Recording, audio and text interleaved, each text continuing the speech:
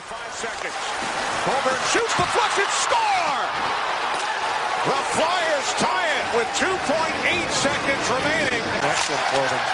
So the Penguins have had leads of 2-0. 3-1. Now Couturier ties it at 5. Sean Couturier with his second goal of the night.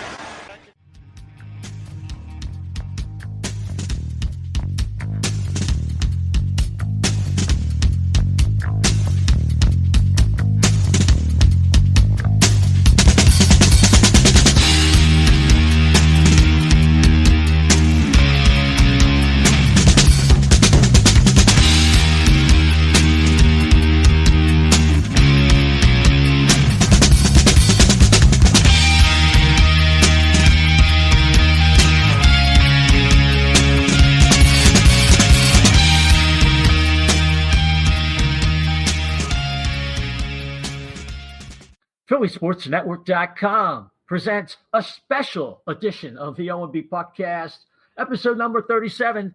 Dave HAKSTOL is fired, and here we are. We never thought this day would come. So Chef and Dan are with me. Hey, fellas, how you doing? Good. And we're going to get right into it. Well, the Flyers just had a disastrous, they lose 4 out of 5 on their road trip. And the last 4 games, Chuck Fletcher was witness to what we've been seeing now for, 3 years plus. They pulled the trigger today, but there's so much behind the scenes. Before I get into anything, Chef, let me just get some thoughts, just initial thoughts about Dave HAKSTOL finally getting the axe. Yeah, I'll make mine nice and sweet and short. It seems like they wanted to do it. I think their plan was maybe a little outed by some good reporting and scooping, and maybe it kind of slipped out faster than they wanted it to, and they were left scrambling. But that is like the history of this organization this last 6 months is they've been scrambling. They've always seemed to be behind, chasing something that they just never get. So I'll just leave it at there and let Dan take over. Yeah, well, I'm going to fill in some information for our listeners tonight. Let me tell you, if you got 30 or 35 minutes and you want to catch up on all the information from various sources, culled together in one spot, you came to the right place with the O&B tonight. Dan, your thoughts? I'm thrilled. I never thought this day would happen, and it finally did. Unfortunately, it was such a circus that it was hard to thoroughly enjoy, but overall it was the right move. It was about time. The last 4 or 5 games have just been a freaking disaster, and they needed to do something, and they finally did. Yeah. I mean, since we last had our show last week, we didn't expect to come in today, but we have to be here for our fans and our listeners. Flyers lose to the Flames and to Edmonton and Vancouver, and the Wolves really just like caved in, and you just knew something had to happen. All the reports started surfacing about Quenneville. HAKSTOL is out. Steph Driver from Broad Street Hockey, Dave Isaac, who was just here a couple weeks ago from the Courier Post, even our own PSN's Jamie Bascal, all put it out there that it was going to be HAKSTOL out, Quenneville in. Let me try and sum all this up for everybody listening. Some of this is hearsay. Some of this has been reported in open source and podcasts, whatever. If you check our show notes, we give our shout outs after tonight's show. That will be the source of everything. That if we don't tell you specifically tonight, these are the sources that we are using. Okay? What happened? What we're inferring is that from various sources, when HAKSTOL was fired, it appears to have been a tipping point moment where they asked him to do something. He said he wasn't going to do it, and they were left unprepared. They felt like they had to make a move and fire Ron Hextall. They wanted to probably at that moment also fire Dave HAKSTOL, but they weren't ready. They wanted to hire Joel Quenneville, and much of the poor optics that we've seen and the awkward appearances of the whole situation are due to them trying to accommodate working with Joel Quenneville. they've been working through intermediaries because they wanted to try and hammer out just basics of a deal or something so that when they went to Chicago and asked for permission, they didn't have to start from ground zero. Of course, they're very wary of tampering charges that can cost people money, that might cost you a draft pick. So that's likely why HAKSTOL wasn't fired right away. Otherwise, I mean, they could have had Scott Gordon here when they fired HAKSTOL, right? So I think if you look at it through that lens, it makes more sense. And because they're dealing with intermediaries, there's more people in the food chain to let information come out. And I think there were some assumptions by people that knew other people who leaked some of this stuff out, which led to some either erroneous reporting or reporting based on sourcing that wasn't quite correct. People that said this process with Quenneville was further along than it actually was. And we know that Chuck Fletcher in today's press conference talked about, among other things, how he hasn't contacted Joe Quenneville. He hasn't spoken to him in 2 years. He sent him a text right after Quenneville was let go by Chicago, and that is it. That does not mean that other organizational people with the Flyers haven't been trying to do, like I said earlier, the background work. I'm also told the latest is from Dave Isaac that negotiations have broken down, not sure where they stand, but I'm told from another source that this whole scenario and how poor it is optically will not affect whether Quenneville comes here or not.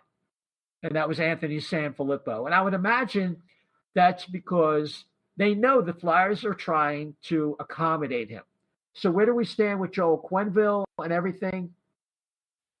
I think either he wanted to wait until after the first, he's on a skiing trip in Colorado, or he might have had second thoughts and he might want to wait till after the season.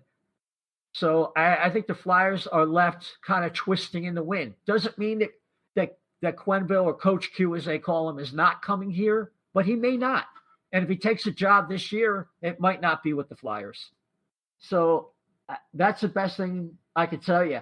I don't think the sources and people that we mentioned, like Steph Driver, Isaac, or Jamie, necessarily got things wrong. It's just their sourcing might have been from somebody who took certain things for granted.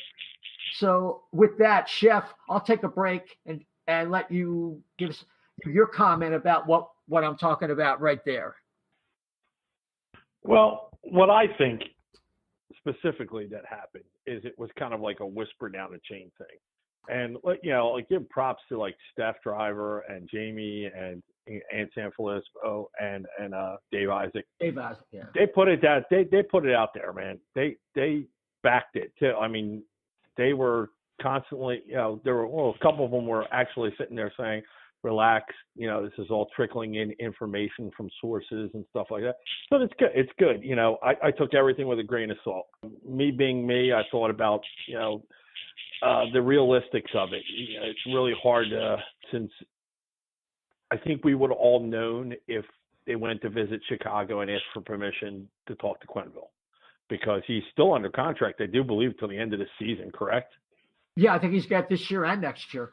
Yeah, and it might be an option for next year. I'm not sure, but the thing is too, and in order to do that, and you have to match what he's making now in order to if to let him out of his contract. There's all these other things. So all that was not going to get settled through a third wheel or fourth wheel or fifth wheel, from what it appears to sound like. So I was just under the impression that this was going to be wasn't going to be a quick fix no matter what when the story started surfacing. So I just took everything in stride myself. Right. Well, I think they wanted to lay the groundwork. They didn't want this thing languishing, so they had the lag that they had here.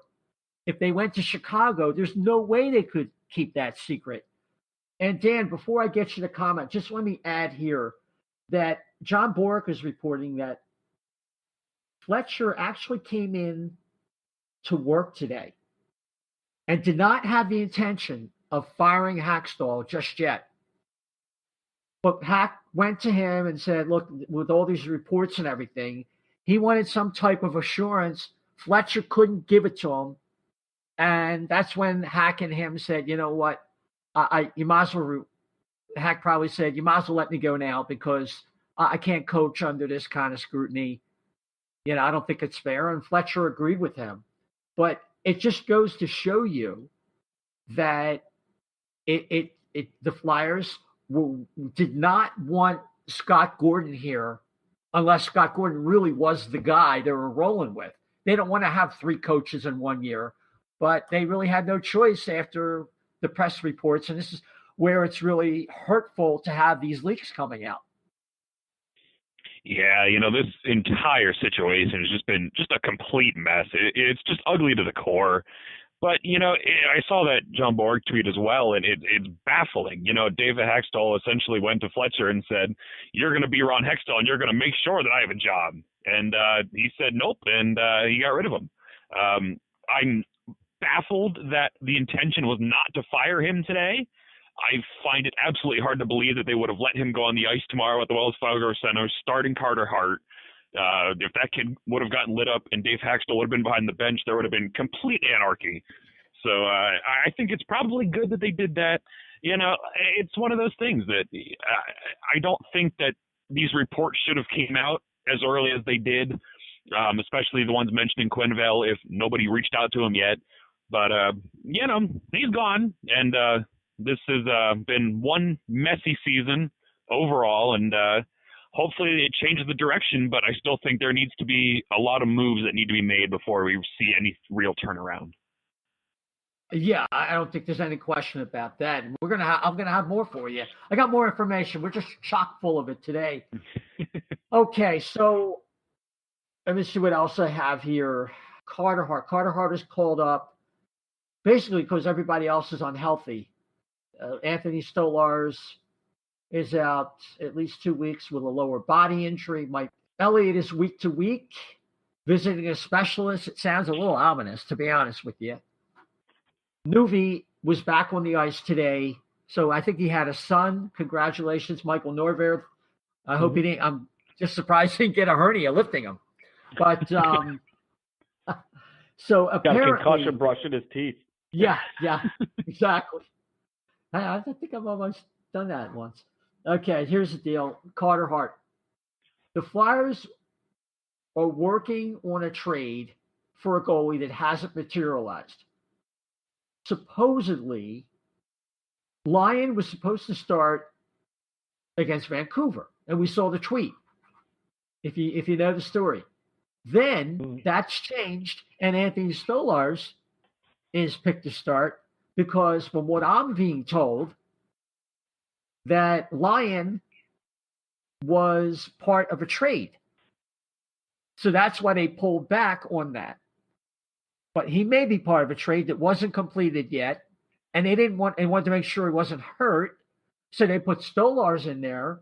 Stolarz tweaks his knee, so Lyon ends up playing anyway.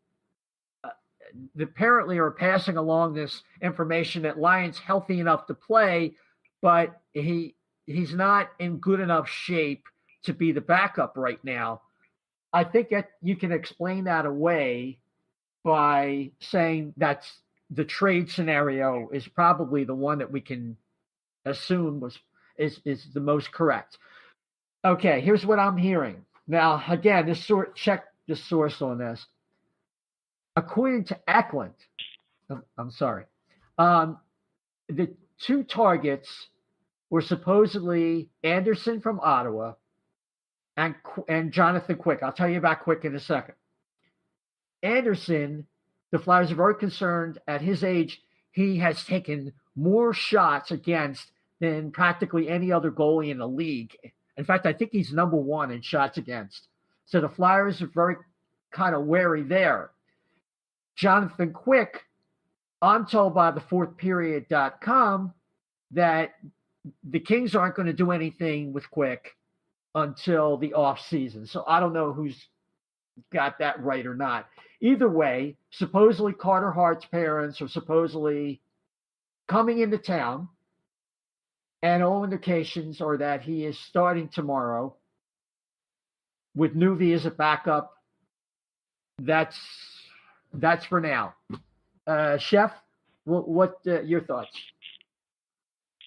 Well, okay, let me just say, okay, everybody out there that was calling, I mean, I have 5 brothers, for everybody that doesn't know, and like half of them were saying call up for Hart for Christmas. I said March. Congratulations, guys, you won the bet. So let's get that out of the way. But the other thing is this: Hart being called up, to me that was like a throw a bone to the fans kind of thing to get. That was a PR move if I ever smelt one. I mean, I thought he was gonna be the backup, but apparently I'm wrong. So, but either way, it's just to me it's a PR move, and it's a smart PR move. I mean, they're down 10 to 12% of the people walking in, that have tickets are not walking through the doors of the center. They're not putting people in seats. They're not selling. They're making their revenue at the concession stands and all that. So they needed something to do to appease the masses, because you saw it. I made a joke joke thing on Twitter. They fired HAKSTOL. That immediately got everybody on Twitter all excited. I mean, I know Dan said now I can drink his champagne. Personally, I'm a Scotch man, and I'm 3 pulls into a bottle of Monkey Shoulder as we speak. So I might be rambling a little, but I will say this: they did the smart thing. They did the PR moves. They did the stuff that they needed to do to make it seem like they're trying to get control back in their organization. Because right now it looks like it's haphazard. Well, I think calling up Carter Hart in the eyes of many fans is as haphazard as it gets. But I'm going to give them a little bit of a break. If you think about it, who else is healthy right now? You have Alex Lyon and maybe Michael Neuwirth. Neither one of them is a good bet these days. Lyon hasn't really gotten back into the best shape since he was out. I think he's got a groin, and he's just getting back with that. Nuvi, we don't have to say anymore. I don't know. Here's what I read about Carter Hart and his game. I think he's played fairly well the last 5 or 6 games, and finally has his goals against average over 900. I'd like him to have a longer time of consistency, and apparently he's saying he's feeling a lot more comfortable now. He's not overthinking things. The last 5, 6 games? This is what this is why you're calling him up? Maybe there is a PR angle. Maybe it's because there's really not a great track record of health for anybody else. Or maybe they can pull a trade before tomorrow night's game. I don't know. I don't see how that's going to work at this late juncture.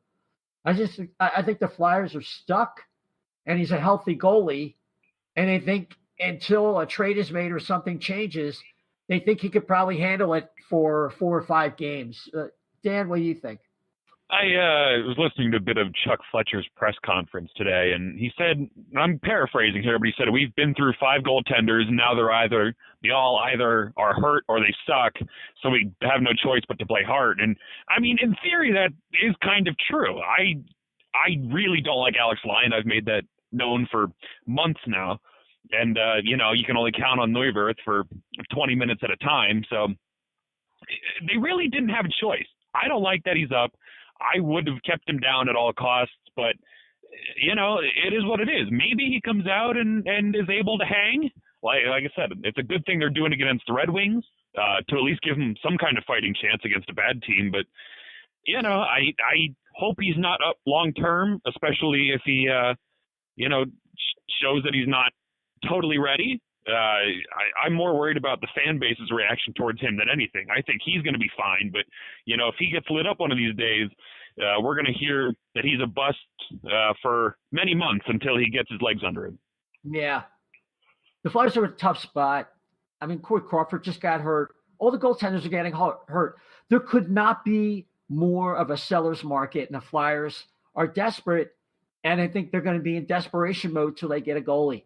They can protect Carter Hart. I think you can ruin goaltenders and defensemen, especially. Forwards, I think the guys can play sooner. I think centers, you got to be careful. But defense and goaltending especially, you can run these guys into the rail emotionally, mentally. And sometimes they're just never quite the same. People don't believe it, but watch the NHL for half a century. You might come to that conclusion. But as always, everybody has an opinion. They're free. So we'll find out what happens with these situations. Overall, the optics have been horrible with everything. This is good intentions paving the way to hell. And this is something I want people to take home message. Just remember, the principal author of this mess was Ron Hextall. Don't forget that. He was fundamentally flawed as a GM and left this mess of a team that stopped listening to this coach almost from the outset of the season. He didn't do enough in the offseason. The goaltending thing we've been through ad infinitum. Over and over, almost every show we talked about they needed a compliment to Elliott. Fine, I don't want to kill it. They really did have to address one of the other two big needs on the team, whether it's top four defenseman or third-line center. That's been a problem. So, maybe like Casablanca. Casablanca was a classic Hollywood movie. What many people don't know is there were a lot of writers, and that movie was kind of thrown together, and it became a Hollywood classic. But if you knew the backstory of that movie, you would think, oh, my God, this is going to be a clunker. It turned out to be one of the greatest movies of all time. In fact, it's in the top 3 of most lists. And, Chef, I can only hope with the Flyers bending over backwards and just looking really klutzy here from a management perspective, that the Flyers can end up like Casablanca. But right now, it's a mess. Well, with everything going on out there in the organization, how they handled everything.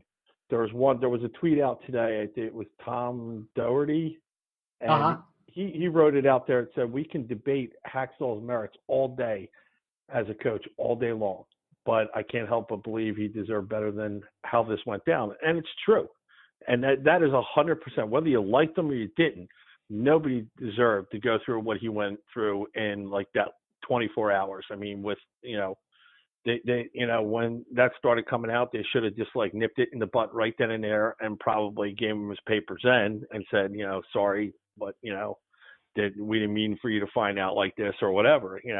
It's just the optics on the whole thing are bad, and I do believe that a lot of it can be salvaged. There were some things that Fletcher said during the press conference today that like I kind of maybe read into maybe too much. Like he said it could be that Gordon's the coach for the rest. Somebody said year, and he changed it to season. I do believe. Are you looking at Gordon for the rest of the season, and well, that would factor into maybe the whole deal that Quenneville's got. Maybe that there's some truth to that now, and they don't want to talk to him. They don't want to pay that extra money or whatever it is. I'm just saying.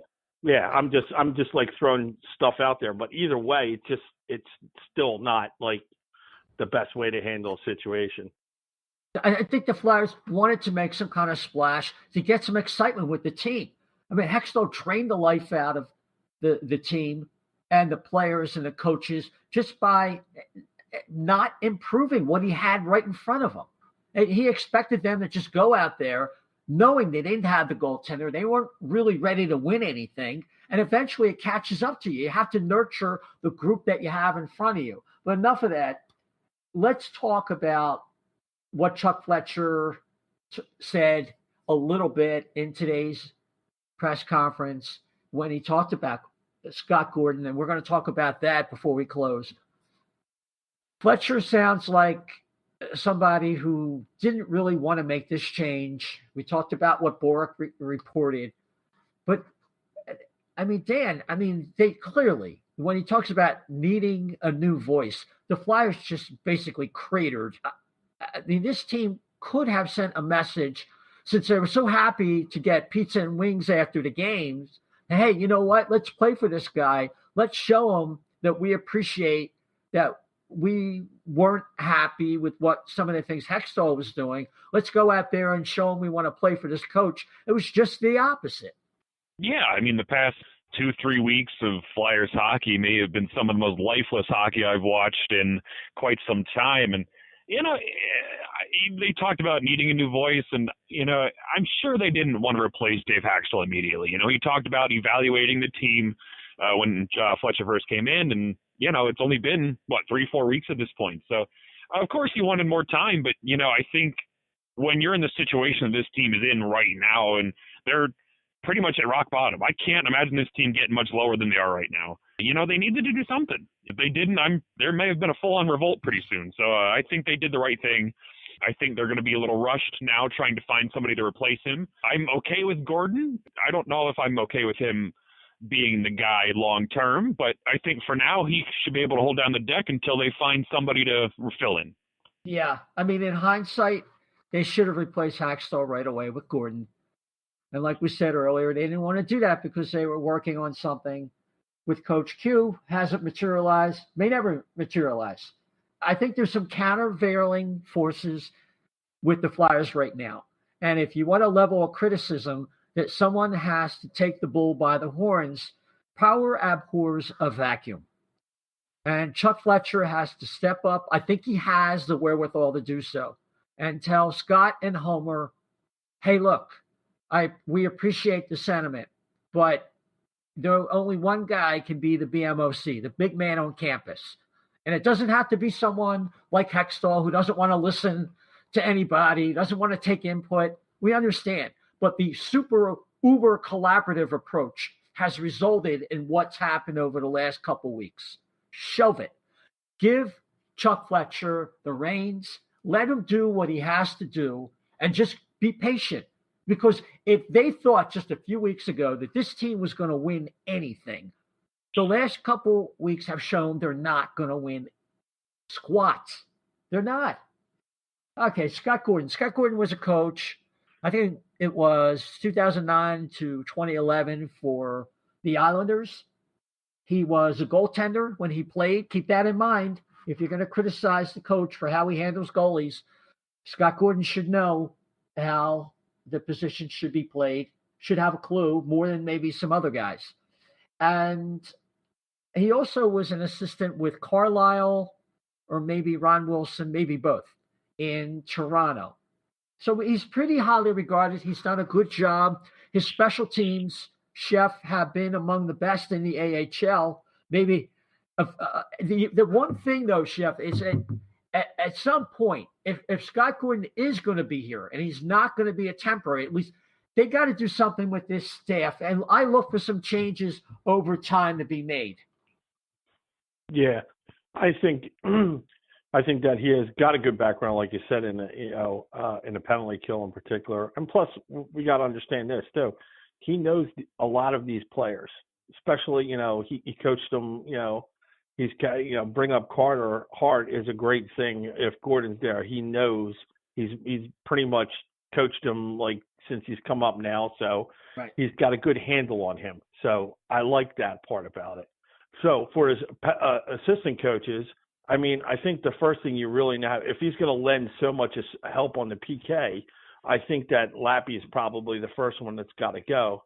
And, I think that's probably what's due, even though, Fletcher said at this time there's going to be no bench coaches changes and stuff like that. But, I don't believe that for a second at this PK, which has shown a little bit of improvement. I'll give him that. It's still overall, I don't see it. No, I don't see it either. I wouldn't be surprised at some point if Ian LaPerriere is reassigned to Lehigh Valley. They are looking for a coach, and everything's in flux. This is what happens when you don't have a plan. But there's, like I said, the author of this mess was Ron HAKSTOL.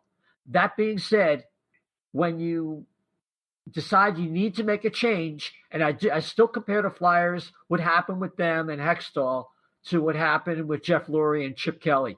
It just snapped. It just couldn't continue anymore, but you have to have a plan.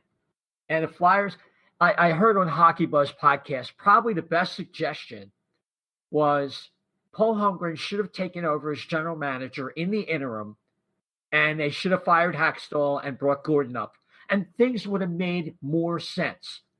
They didn't do that, so they look bad. But just because they look bad, this thing can still be a positive reclamation, Dan, because I think at the end of the day, they did the right things. They just didn't do them the right way. Yeah, and I think that's probably been the biggest issue thus far is, I think we all knew that HAKSTOL was coming towards an end. We all knew Dave HAKSTOL was days were numbered. But it just kind of happens out of the blue. They fired HAKSTOL seemingly out of nowhere, and then their backs are against the wall with Dave HAKSTOL, and now he's gone. It really does seem like they're just making moves without a real end game in mind here. So, hey, who knows? I think we're going to be okay. I think it's going to take more time till we see, the rest of the coaches cleared out and changed, and trades are made and players are brought in to really elevate this team. But, they're taking steps in the right direction. I just wish it was a little smoother. Yeah, there's no question. I think when Fletcher just kind of asserts control, which they have to do, they have no choice, and he steps up and says, listen, this is how it's got to go. And Fletcher's a very deliberative guy. He's a lot like HAKSTOL. He's just a little bit easier to deal with, and he's not going to throw resources away.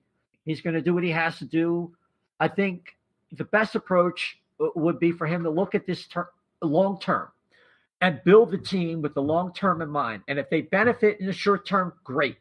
I think that's the best way to proceed, because at this point, the Flyers' chances of doing anything in the postseason are nil. They're possible, but is it really worth it?